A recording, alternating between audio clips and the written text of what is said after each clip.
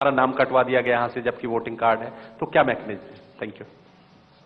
Hello Diksha. Hi sir, Diksha Bhardwaj from Hindustan Times. Sir, my question is regarding EVM. Since you mentioned the opposition parties have come together and they've alleged that they're going to take up the issue of EVM tampering and EVM frauds. What is the response from the Commission on this? Because they're saying that their questions have so far not been answered. Poonam, आपने। नमस्कार, मैं पूनम हूँ अमर उजाला से। Sir, मेरा प्रश्न है, आप लोग इतना प्रयास कर रहे हैं लेकिन पिछले चुनाव में भी जो शहरी मतदाता हैं उनकी उदासीनता कम होने का नाम नहीं ले रही है। इस मर्तबा कर्नाटक चुनाव में इसकी पुनरावृत्ति न हो, इसको लेकर क्या प्रयास किए गए हैं?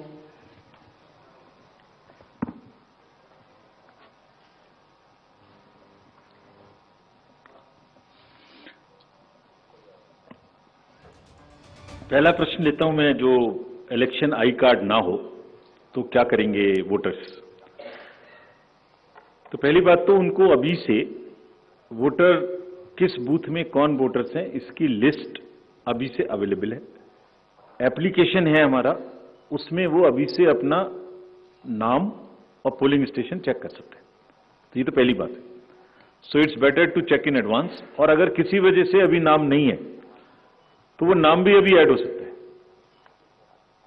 वो नाम भी नॉमिनेशन के दिन तक, लास्ट डे ऑफ नॉमिनेशन तक अभी भी नाम ऐड हो सकता है, विच इन दिस केस इज 20 अप्रैल। तो 20 अप्रैल तक अभी भी नाम ऐड हो सकता है। उन्हें चेक कर लेना चाहिए, ऐड हो जाना चाहिए। और इसके लिए टेक्नोलॉजिकली हमारे ऐप पर भी व्यवस्था है और एआरओ के पास भी व्यवस्था है और पोलिंग स्टेशन वाइज लिस्ट पे। तो ये पहली बात है। दूसरी बात, अगर उनके पास by chance election I card नहीं है तो उससे कोई परेशानी की जरूरत नहीं है। There are 15 more documents which they can bring. उसकी लिस्ट पूरी आज मैंने नहीं दिखाई, मैं अभी उसको ट्वीट करा दूंगा, सबके साथ शेयर हो जाएगी। उसमें ड्राइविंग लाइसेंस है, पासपोर्ट है, राशन कार्ड है, बिजली का बिल है, बहुत सारी चीजें हैं। मोरलेस कोई ना कोई चीज उनके पास होगी ही। तो हमारा पूरा प्रयास होगा कि वो बूथ पर आए और आने के बाद उनको वोटिंग करने के लिए अनेबल किया जाए। क्या था बताइए? इलेक्शन के दौरान कि उनके पास वोटिंग आईडी कार्ड होता है, लेकिन जब उस पोलिंग बूथ पर जाते हैं तो उनका नाम लिस्ट से गायब होता है, तो वोट नहीं कर पाते। ऐसा मैंने कई बार विधानसभा चुनाव या लोकसभा चुनाव में देखा है। तो उनके लिए क्या मैकेनिज्म? तो उसके लिए मैंने जो पहला आंसर दिया वो है कि अभी से उस एप्लीकेशन जो हमारी है उस पर जाके, वोटर हेल्पलाइन पे जाके अपना नाम और अपना बूथ नंबर अभी से देख लें। और उसमें भी अभी हमारे पास में ये समय उपलब्ध है। और इन एनी केस उनको कहीं ना कहीं बूथ में नाम तो होगा ही। अगर ये लास्ट टाइम से चेंज भी हुआ है किसी वजह से तो उसका पब्लिकेशन किया गया है। उनके कैंडिडेट के पास भी लिस्ट है, पॉलिटिकल पार्टीज के पास भी लिस्ट है, उनके पास भी टेक्नोलॉजिकली देखने की व्यवस्था है। अर्बन अपैथी के बारे में पूनम जी ने पूछा, तो 2-3 बातें हम कहेंगे कि एक तो ये पूरा एजेंडा अर्बन अपैथी का अब कम से कम मेन डिस्कोर्स में आ गया है। अब आपने ये प्रश्न उठाने शुरू किए हैं और इससे भी जागृति धीरे धीरे नीचे आ रही है। हमने भी थोड़ा ज्यादा बोल्ड होकर वो जगहें जहां पर वोटिंग कम होती है और अर्बन एरिया है उनका नाम और उनकी जगह दिखानी शुरू की है, with only an objective of requesting the voters of those areas to please come forward.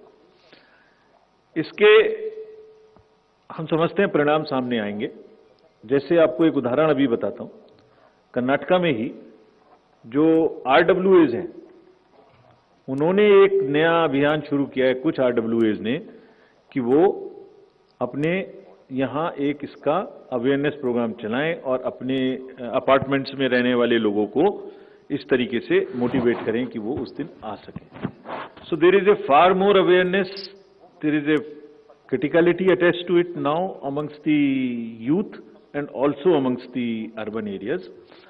In times to come, we are sure we'll also step up our awareness program. We'll have very targeted, focused sweep and other activities. And आप सबकी मदद से articles आएंगे, आपकी मदद से ये बातें लिखी जाएंगी, तो लोगों को भी बाहर निकलने का पड़ेगा। हाँ, और एक चीज मैं बताना भूल गया, इसके लिए हमने एक काम और किया है इस बार। जो डेट ऑफ पोल है वो वेडनेसडे को रखी है। ये this is very important, I forgot to mention this. Monday होती तो फ्राइडे सैटरडे की छुट्टी के साथ मिलती है। ट्यूसडे होता तो एक दिन की छुट्टी लेने से बाहर जा सकते हैं, 4 दिन की मिलती है।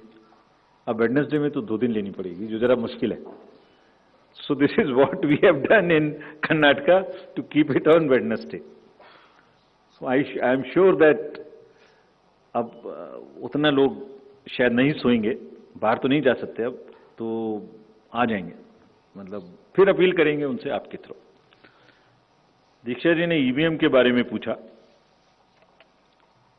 बहुत बार इसका जवाब दिया जा चुका है, दोबारा से और इसको आर्ग्यू करना और इसको बताना मैं नहीं चाहता, एक्सेप्ट द पॉइंट